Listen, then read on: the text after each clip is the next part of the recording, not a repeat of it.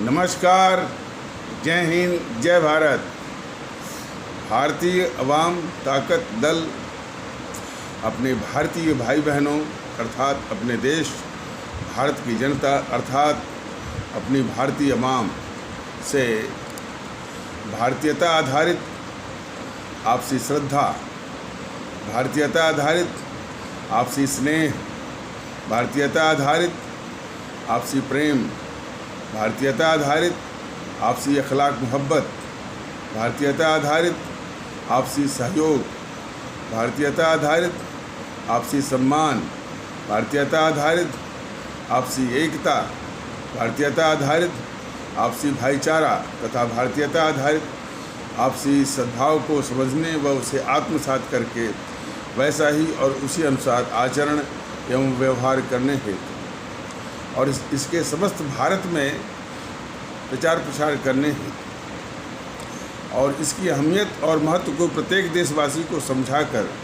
उसे अपनाते हुए वैसा ही और उसी अनुसार आचरण एवं व्यवहार करने हेतु और प्रत्येक देशवासी को अपना ही भारतीय भाई बहन मानकर, समझकर, अपनाकर उनके साथ वैसा ही और उसी अनुसार आचरण एवं व्यवहार करने हेतु सतत, सदैव और हमेशा अदब के साथ, आदर के साथ अर्ज करता है, विनती करता है। ये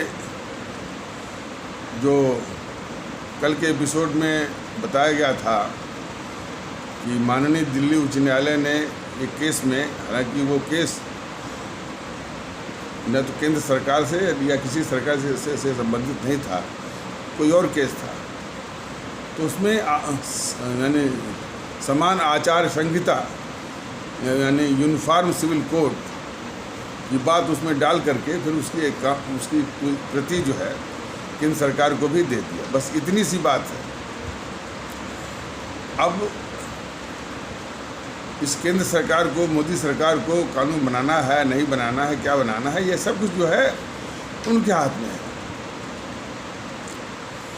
लेकिन जो वातावरण है हमारे देश का, खास करके राजनीतिक और सामाजिक, वो इतना विषाक्त है कि हर चीज़ को जो है वो विभाजन के रास्ते पर वो ले जाता है। पिछले एपिसोड में बताया गया था कि हो सकता है कि इसको बीजेपी वाले जो है, अब बीजेपी में जो कट्टरवादी तत्व हैं,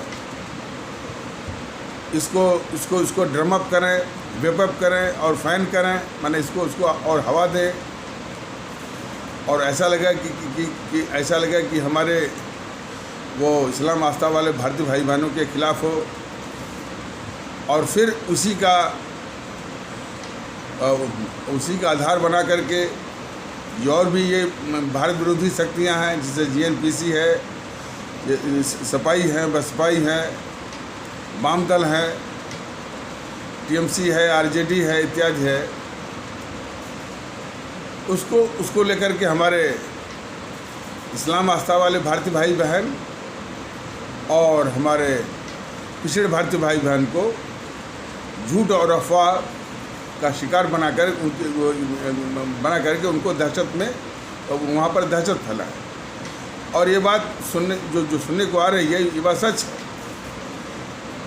देखिए, वस्तुतः ये समझना चाहिए कि ये जो पार्टियां हैं, एक तो जो है जो बीजेपी है, यदि उसको कानून बनाना है और भी ईमानदारी से वो यूनिफॉर्म सिविल कोड बनाना है तो पूरा अध्ययन करके और वो यूनिफॉर्मिटी किस आधार पर होनी चाहिए, क्या क्या अच्छी बातें जो है अन्य सभी पंथों में हैं, और नंबर एक, और सबको विश्वास में लेकर के कि भाई ये यूनिफॉर्मिटी जो है किसी आस्था विशेष मानने वाले के खिलाफ नहीं है और किसी के अनुकूल नहीं है। इस तरह का एक विश्वास का माहौल होने की आवश्यकता है और ये यदि यूनिफॉर्मिटी की ज़रूरत मानते हैं तो सबको सच्चे मन से, साफ मन से सबको विश्वास में लेने की आवश्यकता है। ऐसा तो ये करते नहीं हैं। बीजेपी वाले ऐसा नहीं करते हैं, उसको अपने चुनावी फायदे के लिए उसको जो है उसी दिशा में उस मुद्दे को गरमाते हैं, उसको हवा देते हैं, ताकि वो ध्रुवीकरण के रास्ते पर चले। और ध्रुवीकरण से मतलब कि इनको चुनावी फायदा हो। और दूसरी ओर जो इस समाज विरोधी जो ताकतें हैं, जो भारत विरोधी जो ताकतें हैं, उसी को लेकर के हमारे ये जो भारतीय समाज की जो दो तबके हैं, विशेष रूप से हमारे इस्लाम आस्था वाले भारतीय भाई बहन और हमारे पिछड़े भारतीय भाई बहन, इनको जो है झूठ और अफवाह का शिकार बना। उस संबंध में भारतीय जनता दल का ये कहना है कि यह देश हमारा भारत के संविधान के विषय में तो कई बार बताया भी जा चुका है। ये हमारे परम राष्ट्रभक्त महान विद्वान डॉक्टर राजेंद्र प्रसाद, उसी प्रकार हमारे परम राष्ट्रभक्त और महान विद्वान बाबा साहब भीमराव अंबेडकर आज जैसे महापुरुषों के करीब 3.25 साल से भी अधिक अथक परिश्रम के परिणाम स्वरूप जो है वो संविधान बना। और वो संविधान विश्व का एक अद्वितीय अप्रतिम वो व्यवस्था है, संविधान है और हमारे देश के लिए। तो जब तक वो संविधान है तब तक इस धरती पर कोई ताकत नहीं है कि हमारे जो भारतीय भाई बहन हैं वो किसी भी आस्था के मानने वाले हों और किसी भी हालत में हों, जो भारतीय नागरिक के रूप में जो भारतीय संविधान ने उनको प्रतिष्ठा दी है, उसमें रंज मात्र भी कोई कमी है, तो उनको इस बात की चिंता करनी ही नहीं है।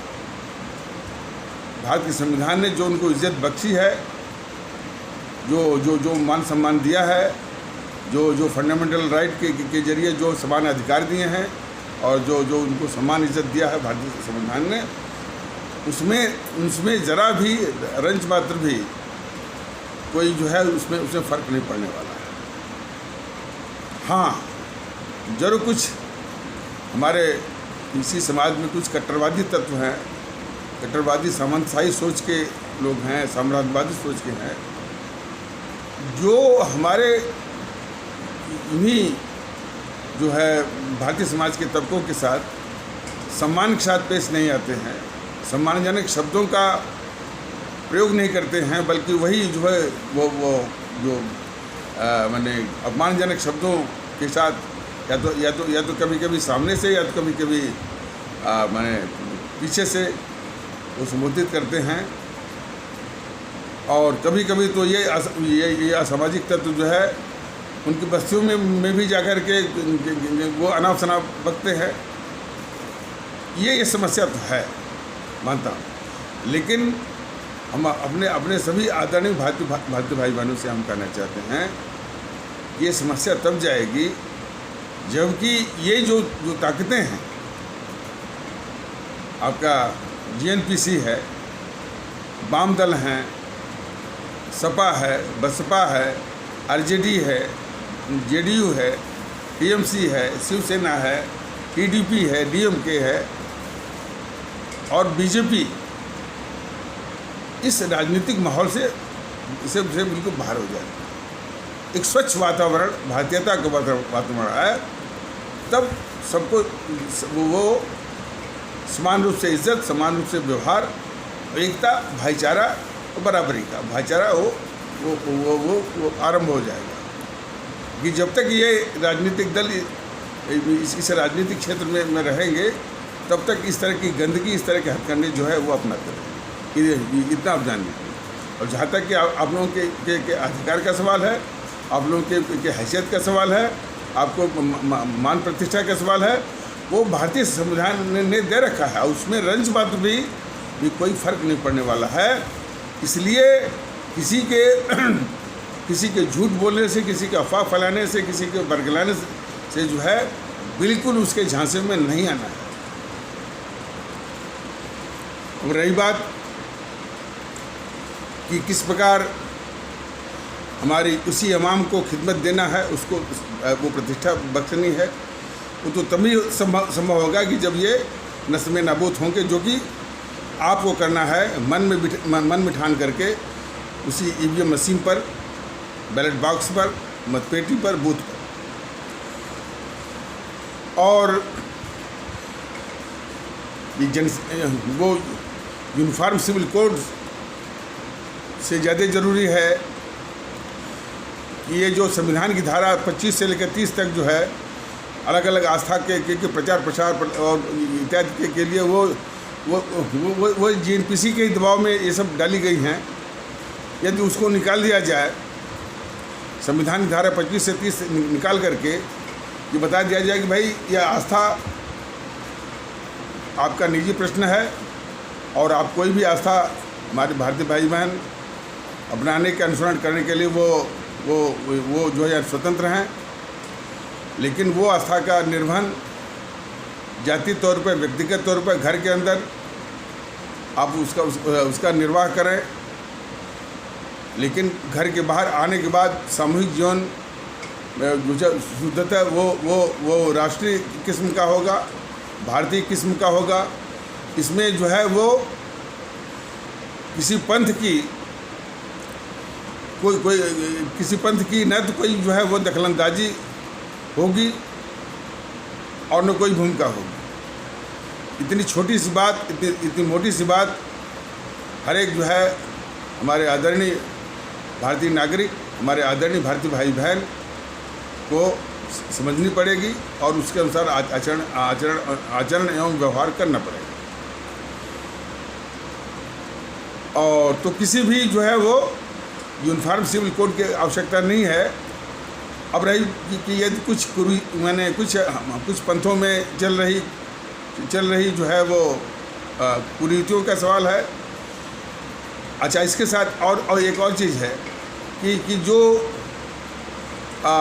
अलग अलग हमारे पंथ के मानने वाले हैं और जिसके अनुसार उनके यहाँ जन्म से लेकर के और मृत्यु तक जो है कुछ संस्कार होते हैं,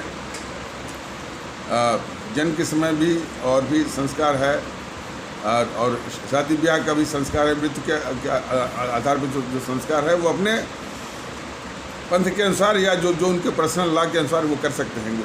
मैंने इसमें कोई रुकावट नहीं है। लेकिन जो भी कुरीत का जो भी अनुसरण किया जा रहा है, यदि उसमें मानवीय मूल्यों का यदि हनन होता है, ये सबसे बड़ी सबसे महत्वपूर्ण बात है। यदि मानवीय मूल्यों का हनन होता है और इस देश के कानून का उल्लंघन होता है, तो भारत की अदालतों को पूरा अख्तियार होगा कि उसमें दखल लें और मानवीय मूल्यों का सम्मान करने वाला और भारत के कानून के पालन करने वाला फैसले दे और वो फैसला सभी को मान्य होगा। बस यही करना। बाकी जो कुरीत है, तो कुरीत के लिए जो है वो जागरण करना होगा और जो नई पीढ़ी आ रही है और आएगी वो कुरीतियों को बर्दाश्त नहीं करेगी और वो निश्चित है। और यदि कोई कुछ उसमें जो रूढ़िवादी नहीं मानेंगे तो न्यायालय है। न्यायालय यदि कहेगा कि नहीं कोई कानून बना दीजिए तो कानून भी बन जाएगा। लेकिन इस तरह का जागरण जो है कुरीतियों के खिलाफ जो है उसी समाज से आएगा और वो दूर भी हो सकता है। लेकिन कुरीत के चलते जो है पूरे समाज को निशाना साधना और उसको पूरा लपेटना, यह जो है देश के हितों के खिलाफ ये चीज़। तो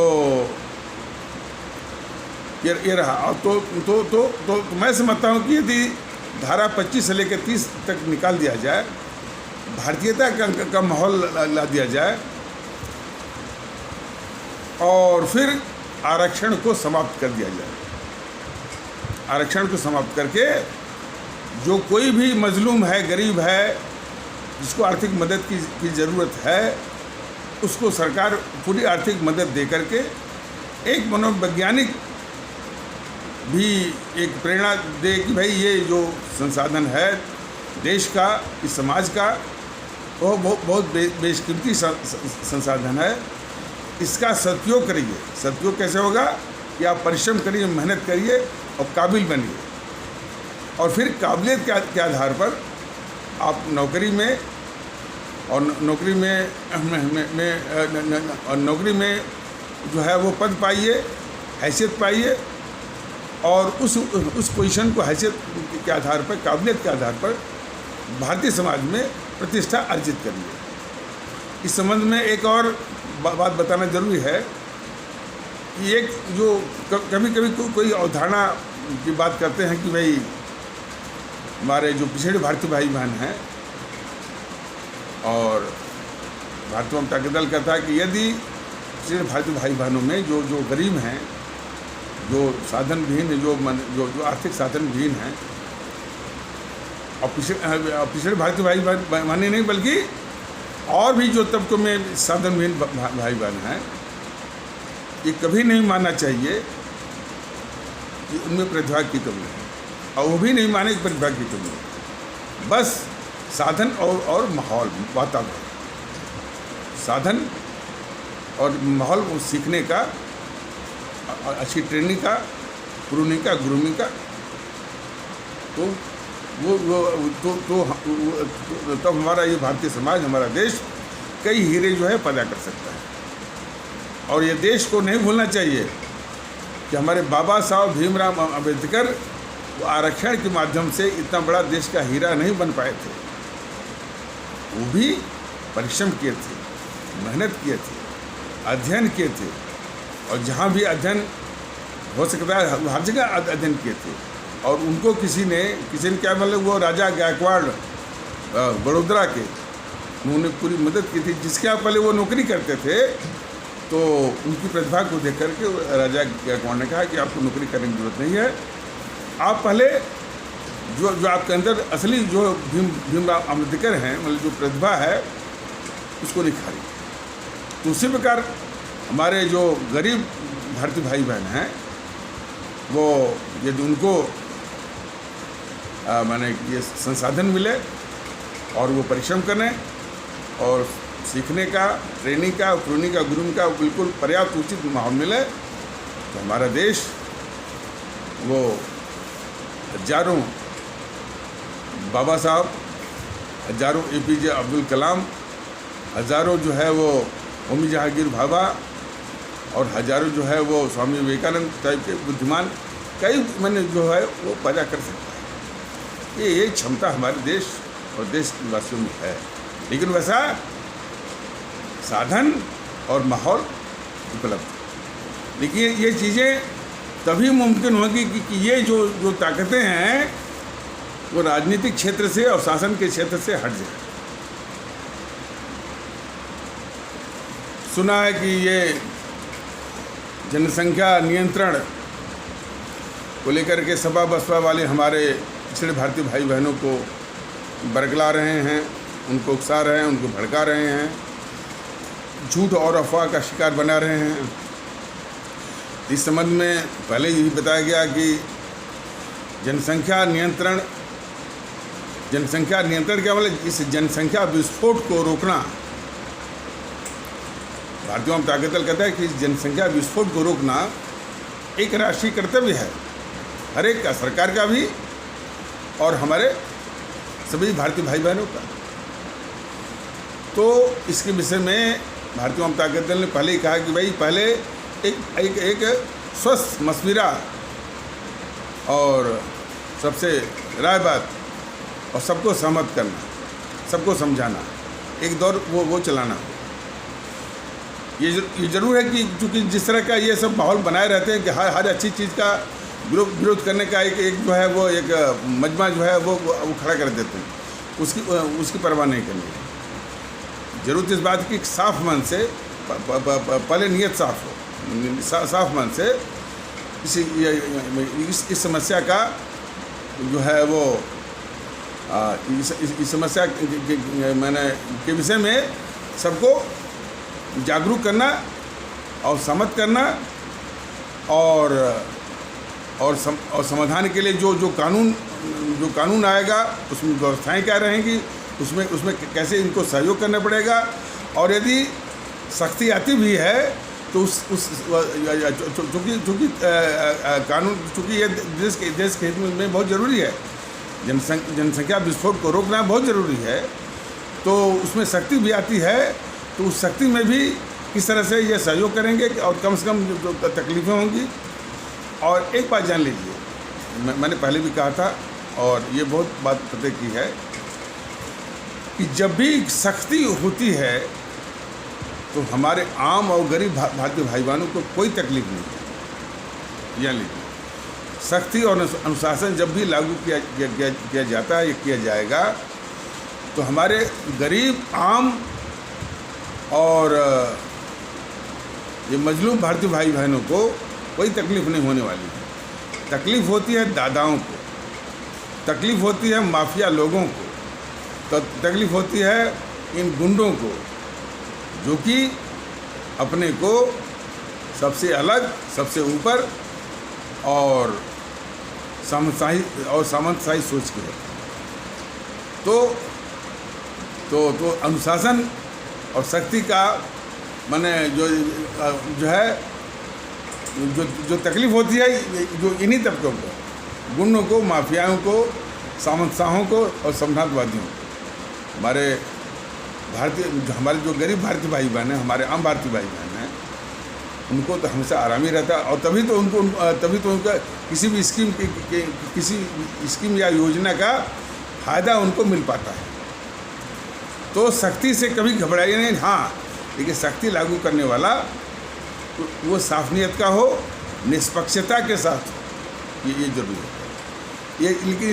लेकिन ये सारी चीज़ें तभी मुमकिन होगी जबकि ये जो शक्तियाँ जो कि राजनीतिक क्षेत्र में अपना पैर जमाए हुए हैं और शासन प्रशासन व्यवस्था के भी क्षेत्र में अपना पैर जमाए हुए हैं, ये पहले उन क्षेत्रों से हटें, तब एक स्वस्थ वातावरण जो है, जो कि इसमें सबको आनंद आएगा, सभी सहयोग करेंगे। और कोई भी राष्ट्रीय समस्या है उसमें सहयोग करना हर एक भारतीय भाई बहन का कर्तव्य होता है। अब जैसे ये जनसंख्या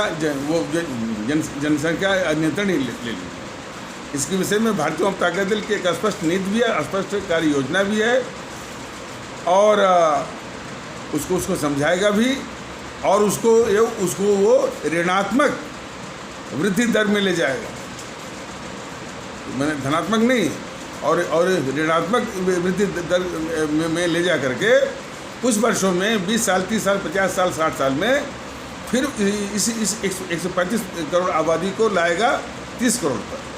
और तभी जाकर के हमारे आने वाले बच्चों को, आने वाली नस्लों को, पीढ़ियों को सुकून या आराम मिल सकता है। तो स्पष्ट है। और बगैर वो उसको सख्ती से पालन कर रहे हैं, लेकिन वो सख्ती जिसमें सबका सहयोग हो, सबकी भागीदारी हो। और शक्ति अनुशासन से सिर्फ जो है सामंतशाहों को, साम्राज्यवादियों को, कट्टरवादियों को, गुंडों को, माफियाओं को, दादाओं को, उनको तकलीफ होती है। आम जनता और हमारे गरीब भारतीय भाई बहन को तो आराम मिलता है, उनको लाभ भी मिलता है। तो यूनिफॉर्मिटी की बात है तो आरक्षण को भी समूल समाप्त होना चाहिए। बिल्कुल कोई आरक्षण नहीं, सिर्फ जो साधनविहीन है वो हमारे भारतीय समाज के किसी भी तबके के हों, सबको जो है आर्थिक मदद। ऐसे लोग कह रहे हैं कि ये कहाँ तक आरक्षण होगा? 22.5%, 27%, 10%, पूरा तांडव है। और आरक्षण के रहते यूनिफॉर्मिटी की बात बिल्कुल बेईमानी। यूनिफॉर्मिटी यदि लाना है, यूनिफॉर्म सिविल कोड लाना है, उसके पहले आरक्षण जो है समूल समाप्त होना चाहिए। अब ऐसे भी जैसा कि पिछले एपिसोड में बताया गया था, यूनिफॉर्म सिविल कोड लाने के पहले जो हमारे देश का पैसा लूटा गया है, आज की तारीख में 11 से 12 से लाख करोड़ की लूट है।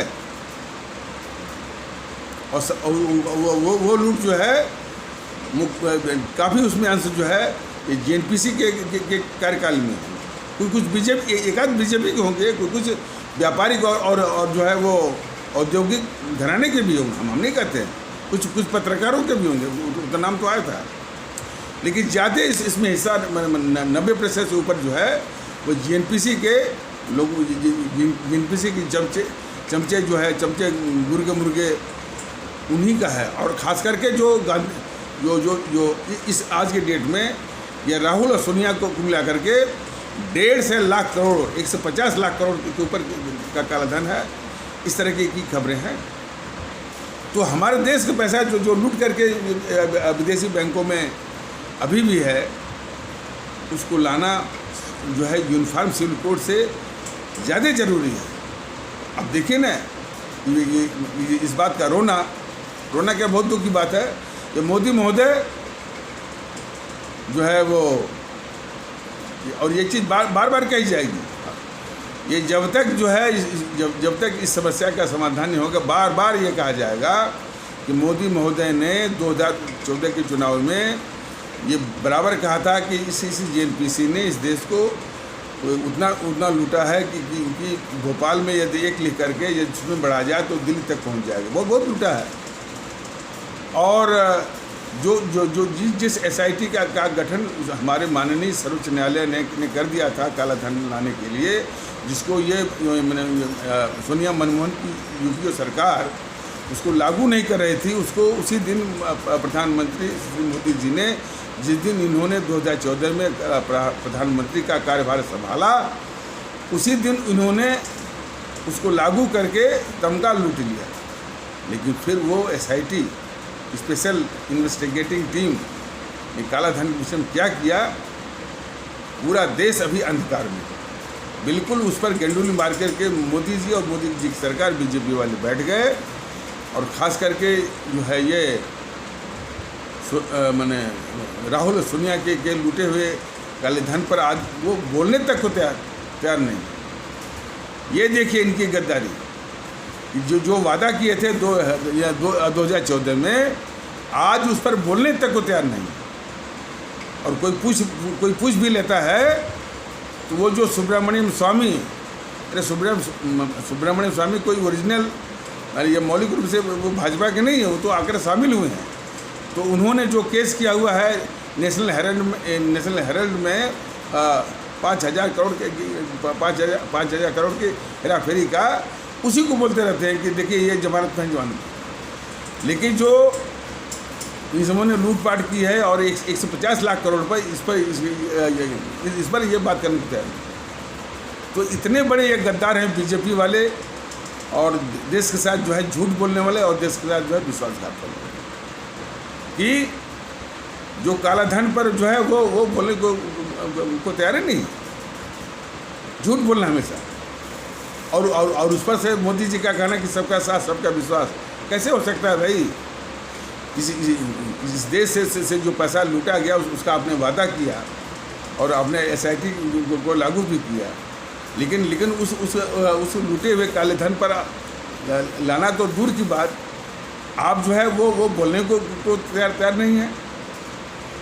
एक साल पहले मैंने देखा था कि अहमदाबाद या गुजरात में बोलते हुए दांत पीसते हुए बोले थे, अरे इनको जेल में जाना ही पड़ेगा। अरे अब बेवकूफ़ कहा जाएगा मोदी महोदय, जेल में क्या होगा? जेल में तो ये भी रहा था ना लालू, यानी साल 1.5 साल, क्या हुआ इसका? फिर तन किया गया, फिर वही गंदगी जो समाज में फैला रहा है। आपकी पूरी सरकार, पूरी सीबीआई लगी रही वो चिदम्बरम के खिलाफ। मुश्किल से एक आध दिन वो जेल में गया, फिर तन के बाहर आ गया। उसको इसे दिल्ली हाई कोर्ट ने 20 बार बेल दिया। अब आपने कभी सोचा कि आखिर दिल्ली हाई कोर्ट इसे डकैत चिदम्बरम को 20 बार जो बेल दे रही है, जो जमानत दे रही है, इसके पीछे कमी क्या है, समस्या क्या है? कुछ नहीं। तो देश के साथ इतनी बड़ी धोखेबाजी और कितना विश्वास करके जनता ने इनको जो है सत्ता में बिठाया था, और देश के साथ इतनी दगाबाजी और इतना धोखेबाजी और ये विश्वासघात जो है, तो यूनिफॉर्म सिविल कोड के पहले जो इन डकैतों ने, खास करके जो गांधी नेहरू परिवार ने इस देश को लूटा है, और आज की तारीख में 1.5 लाख करोड़ या उससे ऊपर 1.5 लाख करोड़ या ऊपर का काला धन है, उस पर पहले ये बीजेपी वाले बोले और मोदी जी बोले कि क्या हुआ उसका।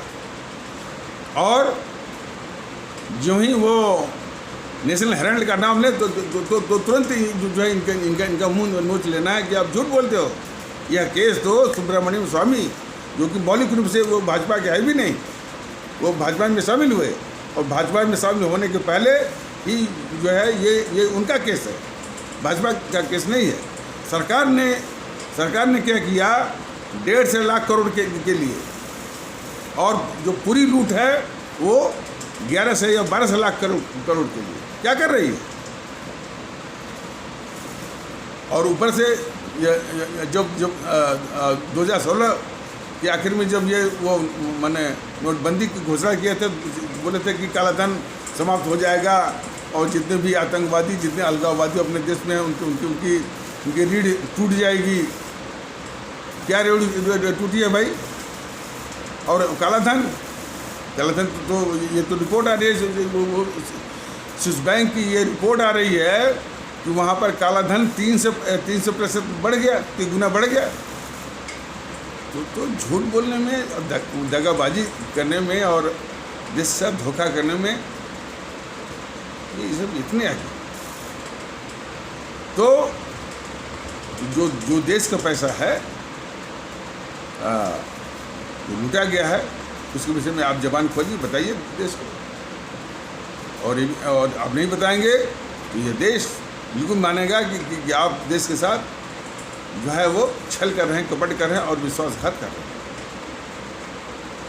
और जहाँ तक कि ये जनसंख्या नियंत्रण नहीं, बल्कि आबादी विस्फोट को रोकना, और आबादी विस्फोट को रोक करके उसको ऋणात्मक वृद्धि दर में घुमा देना, ये जरूरत है।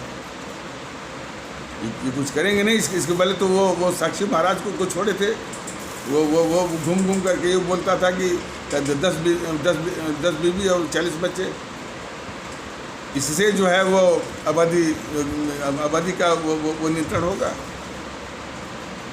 ये सब पाखंडी हैं। पाखंड से समस्या बढ़ती है, उसका समाधान नहीं होता। अब जैसे वो चुनाव आ रहा है, तो झूठ मूठ का ये जनता के पैसे ये जो विज्ञापन में खर्च कर रहे हैं योगी महोदय, इसके बाद विज्ञापन में खर्च करने में तो ये केजरीवाल सबसे आगे है। लेकिन लग रहा है कि आजकल योगी जी भी पीछे नहीं। तो तमाम वो ढिढोरेबाजी चल रही है कि अपराध मुक्त फलाने मुक्त। पहले योगी जी ये बताएं कि योगी जी के ठीक नाक के नीचे इलाहाबाद कुंडा का जो है रघुराज प्रताप सिंह या रज्जू भैया, और वहीं पर से कोई अखिलेश प्रताप सिंह करके भी है, ये दोनों खुखार गुंडे जो है अपने उस गुंडे के आतंक का तांडव कर रहे हैं। और उनके तांडव वो करते रहते। ये किस आधार पर ये दम भर रहे हैं कि हमने अपराध मुक्त कर दिया। सवाल इस बात का है कि अपराधियों के साथ अपराधियों को डील करने में, देश में कानून व्यवस्था को लाने में, सरकारी नीतियों को लागू करने में भी यदि आप जातिवाद देखेंगे, इसमें भी यदि आप पर कोई आरोप लगा है कि आप ठाकुरवाद के चलते ही जो है रघुराज प्रताप सिंह, रज्जू भैया या अखिलेश प्रताप के खिलाफ कार्रवाई नहीं कर रहे हैं, तो आपका क्या जवाब होगा? हालांकि जातिवाद की बातों अब तक इसके सख्त खिलाफ है, लेकिन यदि आपकी यही करतूत है कि आपके नाक के ठीक नीचे जो है रघुराज प्रताप सिंह जो है या अखिलेश प्रताप सिंह जो है, और दोनों कुंडा या इलाहाबाद के ही जो है वो खूंखार वो अपराधी हैं, बहुत बड़े माफिया हैं, और वो अपने माफिया का आतंक का वो तांडव कर रहे हैं आपके संरक्षण में, और कोई आप पर जो है ठाकुरवाद का आरोप लगाता है तो आपका क्या जवाब होगा? और उससे भी बड़ी बात है कि कानून व्यवस्था को चलाने में, अपराधियों को डील करने में और सरकार की नीतियों को चलाने में यदि आप जातिवाद आप देखेंगे, अब आप जैसे लोग, तो आप जैसे लोग जो है मुख्यमंत्री के काबिल नहीं है, उसके नाम पर कलंक है। आप जो है वो कवड़िया जब आएगा तो हेलीकॉप्टर से जो है वो फूल बरसाएंगे, ये काम आपका है।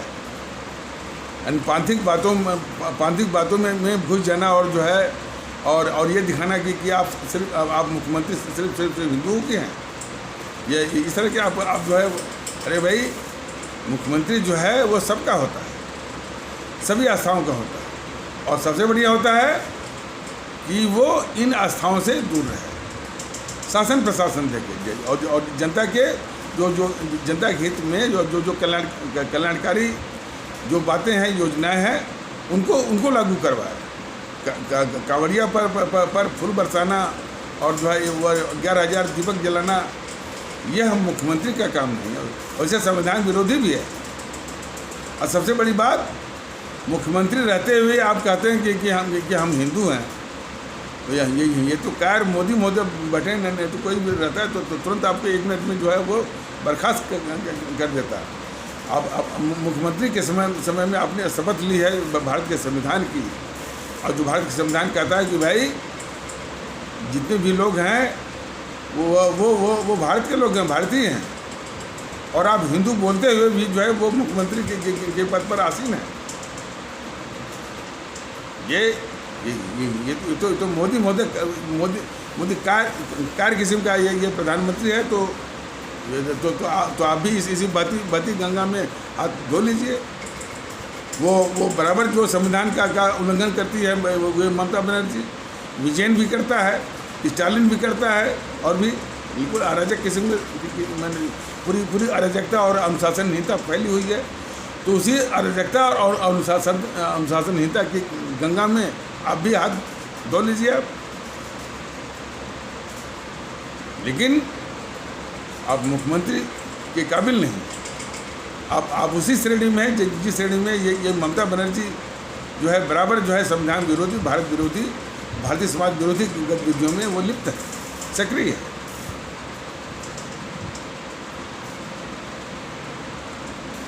और सबसे बड़ी बात कि जो है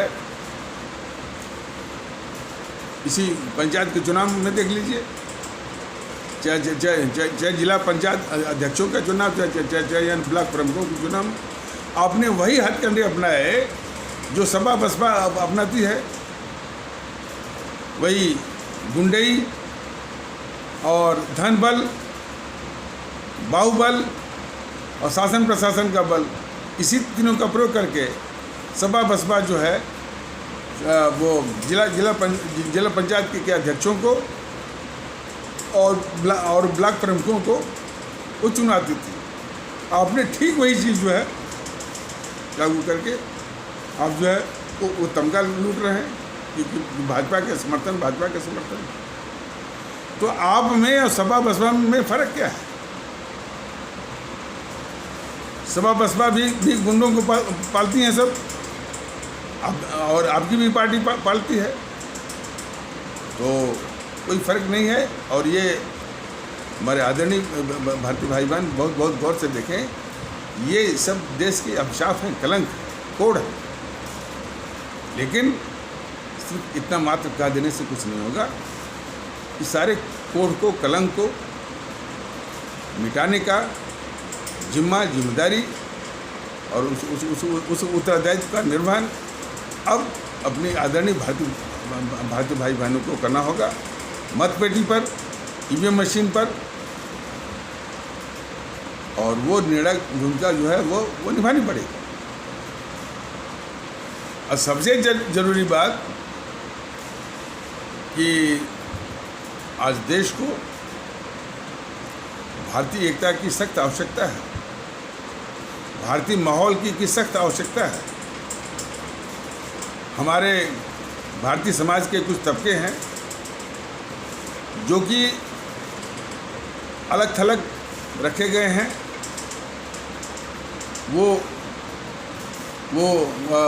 माने वो सम्मान के वो सम्मान के इच्छुक हैं, और हमारे समाज में कुछ कट्टरवादी तत्व जो है उनको सम्मान या बराबरी देना चाहते नहीं हैं। भारतीय जनता दल बराबर ये प्रयास कर रहा है कि वो अपने को भारतीय समझें और दूसरों को भी भारतीय समझें, दूसरे के बराबर अब अपने को समझें। लेकिन इसके साथ साथ जो जाति या उपजाति हथकंडों के आधार पर विखंडन की एक साजिश करके वोट सत्ता राजनीति कर रहे हैं, उनके भी जाल में, उनके भी मोह माया जाल में उनका भी शिकार न बने। तो इसीलिए तो ये खड़े हो गए हैं ओम प्रकाश राजभर, संजय निषाद और अनुप्रिया पटेल जैसे लोग। उनके जरा तर्क जरा सुन लीजिए। वो कहते हैं कि हमारे समाज की हिस्सेदारी, संजय निषाद जैसे लोग, अनुप्रिया पटेल जैसे लोग, ओम प्रकाश राजभर जैसे लोग, असदुद्दीन ओवैसी जैसे लोग और भी लार्जर में आ गए कि उस समाज वो कहते हैं कि हमारे समाज क्या उनका समाज उतना ही है? हमारा समाज पूरा भारतीय समाज है। बाबा साहब के आदर्शों को याद करिए। उन्होंने कहा था कि हमारा एक जातिहीन समाज होना चाहिए, और जातिहीन हो या हमारी एक ही जाति है कि भारतीय है। तो ओम प्रकाश राजभर के कहने से, असदुद्दीन ओवैसी के कहने से, या अनुप्रिया पटेल या संजय निषाद के कहने से वो टुकड़ा जो है उनका समाज नहीं हो सकता। समाज तो एक ही है, भारतीय समाज। और जो भारतीय समाज में विश्वास करता है और उसको मजबूत करता है वही स्वीकार्य है इस देश में। बाकी जो है विखंडनकारी ताकतों को शिकस्त देनी है, उनको नष्ट में नाबूद करना है। और ये बीजेपी भी उसी के पीछे वही जातिवाद। अब जो मोदी जी ने जो कैबिनेट बनाया है, या कैबिनेट का फेरबदल या रिशफल या रिस्ट्रक्चर जो किया है, सिर्फ वही जाति गणित। और इस जाति गणित को हमको याद है कि 2007 के जो विधानसभा के चुनाव में इसी तरह की जाति गणित वो लगाई थी, क्या नाम है, मायावती। तो उसके चमचे बोले थे उस जाति गणित को सोशल इंजीनियरिंग। तो वो जितने अपराधी होते हैं अपने अपराध को छिपाने के लिए नए नए शब्दों का स्टिकर उस पर चिपका देते हैं। एक स्टिकर तो ये लेके चल रही है बीजेपी राष्ट्रवाद का, और उसका राष्ट्रवाद का असली उनके राष्ट्रवाद से हमारे देश के लोगों को कितनी तकलीफ मिल रही है, देख लीजिए। तो उनके झूठे स्टिकर से जो है लोग उनके झांसे में आए। उसी प्रकार जो है जो जाति तिकड़म या जाति गणित जो लगा रही थी मायावती जो है 2007 के उत्तर प्रदेश के विधानसभा के चुनाव के वक्त में, तो उसके चमचे क्या बोले थे, सोशल इंजीनियरिंग। इसको यही मैंने इस प्रकार और लोग भी बोलते हैं। जाति तिकड़म जो है इस देश का अभिशाप है, कोड है, वो सोशल इंजीनियरिंग नहीं बन सकता। ऐसे तत्वों को भी और ऐसे तत्वों की विचारधारा को और धारणा को कुचलने की आवश्यकता है जो कि इस अभिशाप का नाम देते हैं सोशल इंजीनियरिंग। जैसे रिश्वतखोरी, घूसखोरी या ब्राइबरी, ये एक बहुत बड़ा सिस्टम का बहुत बड़ा कोड है। लेकिन कुछ वो स्टिकर लेके चले आते हैं, और ख़ास करके कारपोरेट माने दुनिया के, तो यानी कुछ माने जो भी उनका खर्चा रहता है उस खर्चे में एक हिस्सा जो है वो एलोकेट करते हैं, जो है लोगों को वो रिश्वत देकर के यानी काम कराने के लिए। तो उस खर्चे का, हालांकि किसके लिए होता है, रिश्वत देने के लिए, अधिकारियों को, मंत्रियों को, जो जिसको भी, उसका इन सबों ने नाम दे रखा है लॉबिंग चार्जेस। और भी इनके हैं। अब जैसे ये मैं जब ये बात आई कि भाई ये जो है औद्योगिक घराने, बड़े बड़े व्यापारिक घराने जो है वो जनता की भलाई के लिए कुछ नहीं करते हैं, सिवा कुछ मंदिर बना दिया, बिरला मंदिर इत्यादि वगैरह जो है। तो एक खूबसूरत सा स्टिकर लेते आए, CSR, कॉर्पोरेट सोशल रिस्पॉन्सिबिलिटी। और CSR का कितना धंधेबाजी चल रहा है देश में, शायद हमारे आम और भोली भाली जनता को पता नहीं है। वो स्टिकर लगाए हुए हैं ये बड़े बड़े माने व्यापारिक घराने और औद्योगिक घराने, CSR, कॉर्पोरेट सोशल रिस्पॉन्सिबिलिटी। लेकिन उसमें बहुत तगड़ी जो है वो धंधेबाजी और देश के माने टैक्स न भरने के लिए और टैक्स चोरी का वो बहुत बड़ा एक जरिया बना हुआ है CSR। तो इसका भी बड़ा संकट है कि नए स्टिकर जो है वो लगा करके एक स्टिकर लगाएंगे कि हम जो है हमारे इस तबके की भागीदारी, कोई मुझसे नहीं पूछता कि ये जो भागीदारी क्या मतलब है, समाज तो एक ही है। लेकिन सवाल इस बात का है कि इसको कहे कौन। सिर्फ भारतीय आम दल के कहने से नहीं होगा, सभी लोग इसको समझें और पूरा वातावरण जो है इसके विरुद्ध है। आप टीवी चैनलों पर जो जिस तरह का डिस्कशन देख लीजिए, वो इस बात को उसकी बातों से वो मानने को तैयार नहीं है कि इस देश में यानी भारत का संविधान माने लागू है। अभी भी हमारे भारतीय भाई बहनों को, किसी को गड़ेरिया, किसी को OBC, किसी को ठाकुर, किसी को ब्राह्मण, किसी को मुसलमान, तो वो बराबर कर रहा है। अब कोई ऐसी संस्था नहीं है जो कि इनको दंडित कर सके इनके इस अपराध के लिए। तो समस्या यहाँ तक है कि भारत के संविधान का जो हमारे लिए जो है गीता, रामायण, कुरान से भी ज़्यादा पाक है, पवित्र है और महत्वपूर्ण है, उसका बराबर ये उल्लंघन कर रहे हैं टीवी चैनल वाले, बराबर दिखाते रहते हैं। वो आज तक उस भारतीय संविधान के आदेश को मानने को तैयार नहीं है, क्योंकि कहता है कि हम भारत के लोग, बराबर दिखाते रहते हैं। और ये मानेंगे नहीं। मान लीजिए दिखावे के लिए एक शब्द कह भी दिए तो तभी ये मानेंगे नहीं, ये तब मानेंगे जबकि ये भी राजनीतिक दलों की तरह जो है ये नष्ट में नाबूद होंगे। इनके जितने भी धंधे, इनके जितने भी आर्थिक जो है वो धंधेबाजी है, स्रोत हैं, इनको पंख किया जाए तब जाके ये माने। तो हमारे आदरणीय भारतीय भाई बहन, मैंने ये देश विरोधी ताकतें जो है, भारतीय समाज विरोधी ताकतों, इन समझ ने अपना साम्राज्य स्थापित करने के लिए तमाम इस तरह के भारत विरोधी संस्थाओं को जन्म दिया, जो सरेआम दिन रात जो है भारत विरोधी और भारतीय संविधान विरोधी हरकतें कर रहे हैं, वो भी सीना तान कर। इसका एक ही उपाय है कि हमारे सभी भारतीय भाई बहन भारतीयता के आधार पर एक होकर के इन सर्वप्रथम जो है इन जो भारत विरोधी ताकतें, जिसमें कि भारतीय जनता पार्टी भी है, JNPC भी है, वामदल वाले भी हैं, सपा है, बसपा है, TMC है, RJD है और JDU, JDS, Shiv Sena, Akali, TDP, DMK, सभी नष्ट में नाबूद, जड़ से समाप्ति।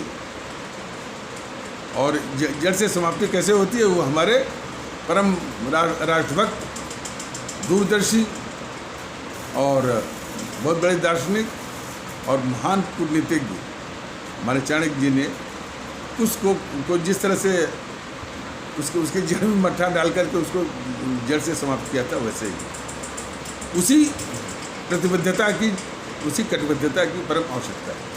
तो इन्हीं आवश्यक शब्दों के साथ इस आवश्यक पर चर्चा को यहीं पर विराम दिया जाता है। तब तक के लिए नमस्कार, जय हिंद, जय भारत।